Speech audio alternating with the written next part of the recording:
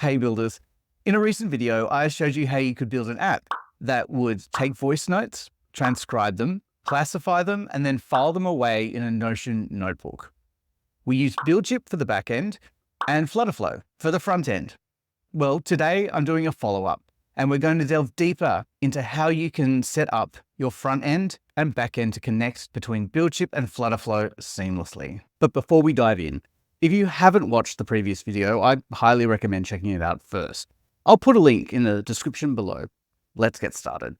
In the previous video, we cloned the pre-built voice notes to Notion template in BuildShip and filled in our replicate and OpenAI API keys, as well as authenticated with Notion and added in the Notion database ID and page ID that we wanted our voice notes transcribed to. Once you've added in all the details, hit ship and we'll be ready to set up our front end in FlutterFlow. Because of the way Notion authenticates with third-party clients, it's currently not possible to have the user provide their own Notion database ID and page ID. The notebook your voice notes are stored to needs to be one you have access to and have authenticated within BuildShip. Alright, to set everything up in FlutterFlow, head to the FlutterFlow marketplace at marketplace.flutterflow.io and add the voice notes to Notion template. I'll put a link to it in the description below. Let's break down how the template is constructed. In the widget tree, you'll see we have a stack with two overlapping containers, one called recording and the other called not recording. These are our buttons to start and stop FlutterFlow from recording audio. Select the not recording container and open the action flow editor.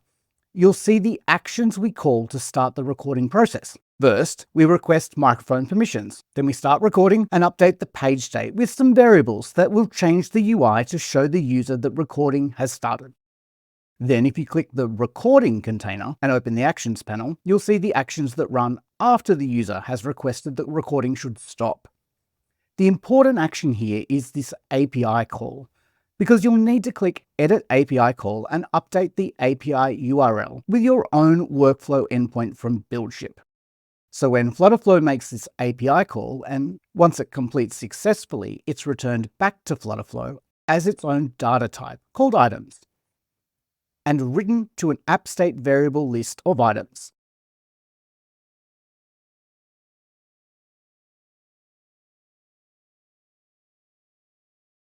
These are persisted so that they're available every time you open the app. You can customize this workflow however you want.